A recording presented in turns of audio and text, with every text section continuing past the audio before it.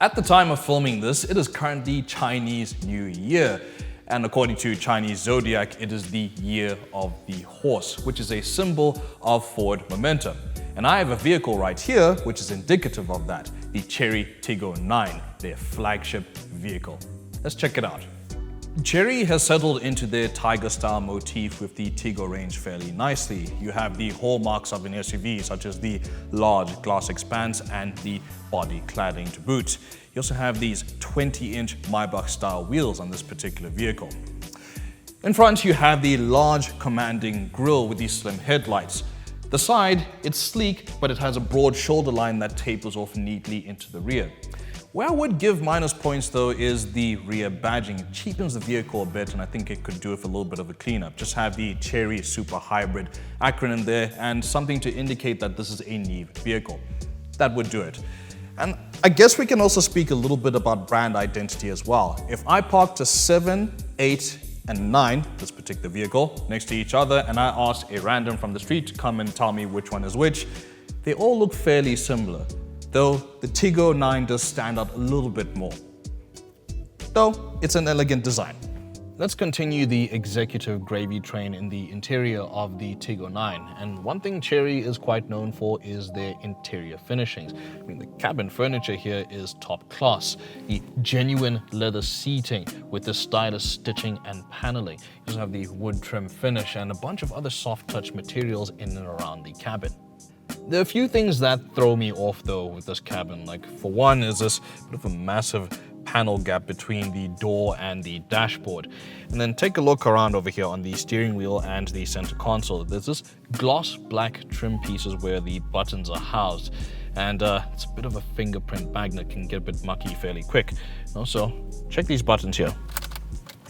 They're a bit clacky, and it's not exactly the most premium feeling. I'd like a more reassuring button press over here. Another thing is the drive selector as well. Now, I don't mind the fact that it's on the column, but it's not very responsive sometimes. Like, command the car sometimes, get into reverse, get into drive, and you're flicking the thing constantly. And the final thing is some of the driving ergonomics. Now, get into my driving position, and then I check my eye line here, and my hand and some of the steering wheel on the left blocks some of the infotainment screen. And then you miss where the app tray is, as well as the home function. You could maybe position this slightly to the left, or dare I say it, make the screen a little bit smaller. It will just help with the feng shui of the interior a little bit. Despite that though, this infotainment screen is snappy, it's responsive, it's high resolution, and yeah, it's pretty nice to look at. Though some marks, I have to say, are regained by the Sony sound system.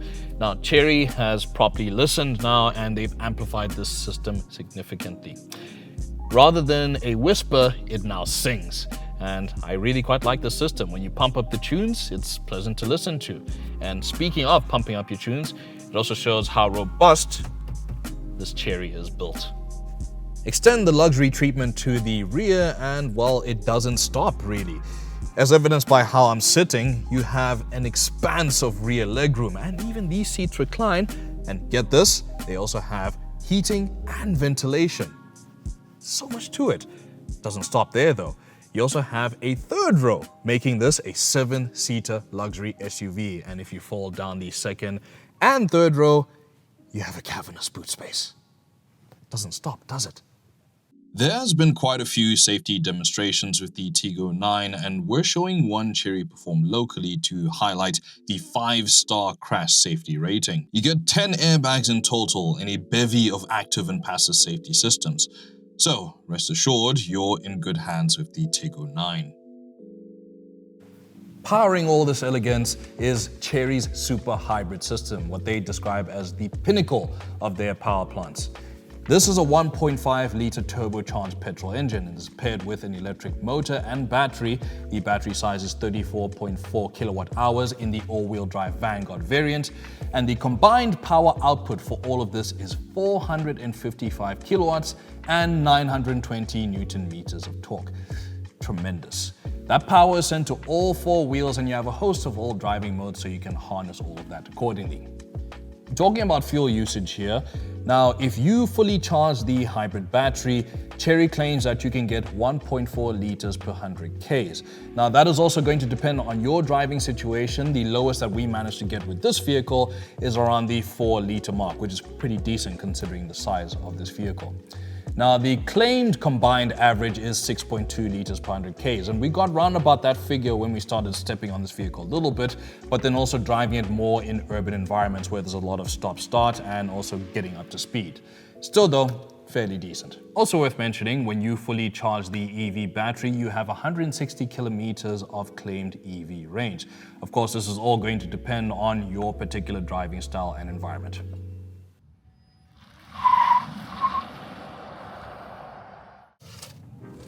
Sheesh, okay. It's quite bonkers, frankly, this thing at full tilt. It's got all the shunt of a rugby tackle. So I mean, yeah, that's for certain. It cannot be denied that the Tiggo 9, at least in the all-wheel drive Vanguard plug-in hybrid form, has definitely got legs. But my criticism here stems from how the Tiggo 9 delivers its power curve, if you will. The thing is, I find it to be quite lurchy, at least in the normal mode and then even some of the other modes as well. I feel that it's too much power at once. And I felt the best mode, which I felt at least for these tarmac conditions here, is actually putting the car in snow mode. Yes, you definitely heard that right. Snow mode, I feel, just makes the car a lot more manageable and a lot less lurchy and eager. I mean, particularly in parking situations, like I just put this thing into reverse just to get it out of my driveway, and it was so keen to go. I think it could be a lot more dialed in my opinion. I mean, here's one thing. I want to know the kind of wizards and boffins that Chery has at their headquarters, because how they made the front McPherson strut and rear multi-link suspension ride and handle as well as it does, even with the extra weight because of the hybrid system, it's nothing short of amazing. I mean, you have the magic carpet effect where this car just glides over everything, even on the rougher Joburg roads at the moment. I mean, the rains have done a bit of damage, unfortunately. But yeah, the Chery just glides along and takes it like it's nothing. While I have niggles with the Tiggo 9, it certainly shows that Chery is taking that forward momentum they have and directing it in a good direction. Now, the 9 doesn't really lob itself too far from its siblings, and like I said earlier, it could be a bit of a model identity issue that they would need to address. But despite that, this vehicle is a shade under R1,000,000 at 989,900. And when you look at what else is on offer, this is some pretty decent value for money. So yeah, worth a test drive, I reckon. Anyways, that's it for the moment. If you enjoyed this video, don't forget to like, comment, share, and subscribe to the AutoTrader YouTube channel so you don't miss another review. And don't forget, if you're looking to buy or sell a vehicle, AutoTrader is your #1 marketplace. Take it easy, people. See ya.